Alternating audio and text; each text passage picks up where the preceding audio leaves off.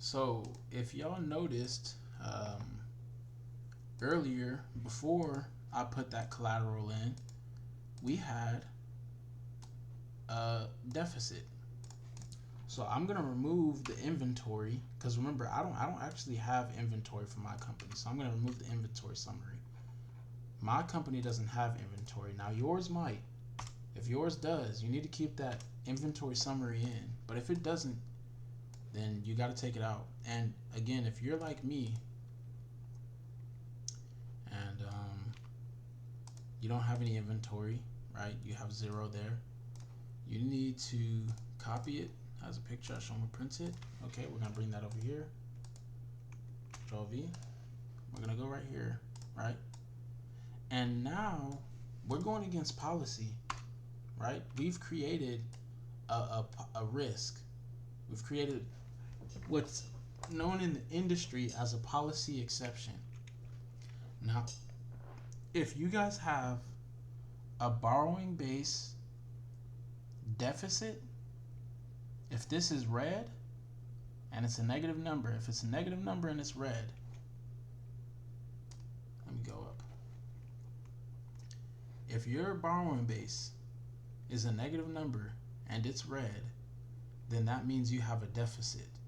And if you have a deficit, you have to cite that. So what we're going to do is we're going to reference policy. Again, we're going to section 4, subsection 1.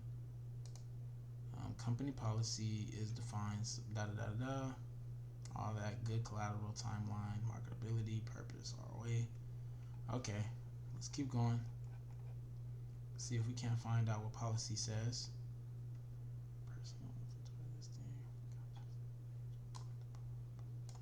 Okay, these are covenants, so we're not gonna be begging for covenants. We see our collateral, marketability, turnover, excessive, tainted, blah blah blah. Okay, character, collateral, terms, risk rating, structure. Okay, here we go. Here we go. Credit risk. So that's section 0. Title credit risk. We have excess leverage, inadequate. Okay, here we go. Below is a list of credit risk indicators, so significant that they should be broken out explicitly in a loan package within the key risk section.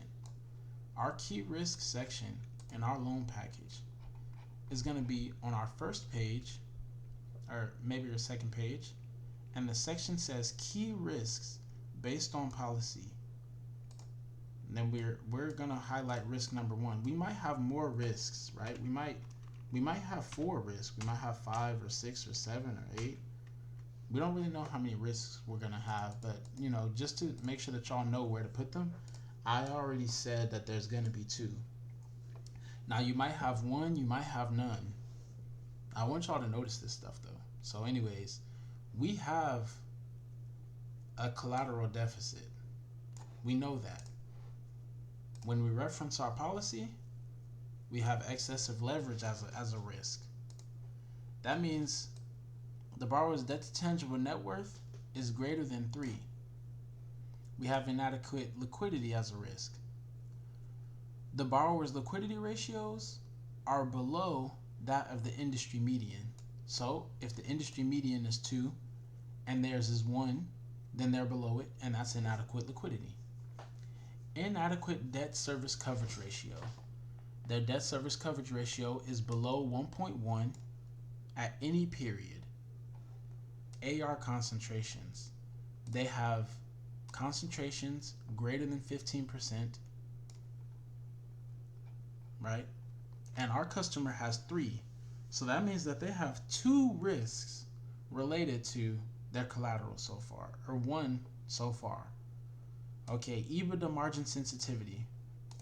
The EBITDA margin sensitivity, okay, the debt service coverage ratio falls below 1.1x. Reveals that changes causes the borrower's debt service coverage ratio, right? Sales sensitivity. Sensitivity refers to the event that debt service coverage ratio, blah, blah, blah. Interest sensitivity, we'll have to go over that in class. Evergreen line of credit. Evergreen line of credit refers to the event that The borrower has not paid a significant portion of their line of credit in the periods reported. We can mitigate by checking the following, right? Now, what I want y'all to come down to is collateral shortfall. That's what I was looking for. We have excess distributions, right? We have consecutive net losses, consecutive sales declines, collateral shortfalls, evergreen lines of credit, interest sensitivity, sales sensitivity. Anyways, we're at collateral shortfall, which is 1, and then AR concentrations, which is 2. Let's highlight that. AR, this can be discovered by reviewing a customer's AR aging report. We can mitigate this by the following. Customer summary. Collateral. If collateral is both liquid, turnover close to industry standard and greater than loan amount, this can serve as a mitigant. Okay. Guarantor support. Check the guarantor's liquidity and tangible net worth, excluding homestead. If it is significant, this could serve as a mitigant to risk. Okay. And then collateral shortfall. So collateral shortfall refers to the event where the calculated borrowing base does not fully cover the loan amount. We can mitigate the following. Liquidity. If the borrower holds a significant amount of liquid assets, then it should be mentioned as a mitigant. Guarantor liquidity. If the guarantor holds a significant amount of liquid assets, then this can serve as a mitigant. Okay. So we're not going to get into mitigants today because we haven't. That's what we're going to do at the very end of the project. But for now, I want you to go and I want you to check policy and see if you guys might be breaking it. So as you see, my borrowing base was negative. So I have to go and we have excess AR with certain customers, with 3 customers. So we need to go up here. And first of all, I'm going to assume that these aren't the only risks that we're going to recognize prior to the end of this. So let me just add 2 more, right? Okay, so right now, risk 1, collateral shortfall, right? And then risk 2, AR concentration. Okay? Period. The borrower has AR held with 3 customers which exceed 15%. That's all I want you to write for now, right? Just cite it. And we're going to come back to this before we finish this project. Collateral shortfall. The borrower has a collateral deficit of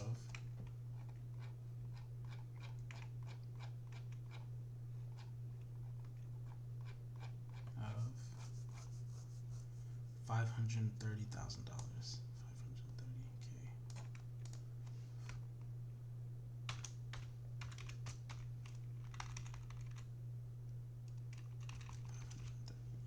530K. Okay. So if you're like me and you have concentrations, I want you to open policy, see what it says, and I want you to cite it in the risk section. If you're also like me and you have a collateral shortfall, I want you to go to policy, I want you to cite it, and just like I did, inside of the key risk area, okay? Okay. Alright guys, and that's the video. Hopefully you have an easy time doing the homework. I know it was a lot. I know it's probably stressful, but keep in mind, if you're exposed to this now, you won't have to be exposed to it for the first time when you get your internships or you get your jobs. Okay? And this is all for you guys. I want you guys to succeed. That's why I do this. So keep working hard, keep making me proud. Alright.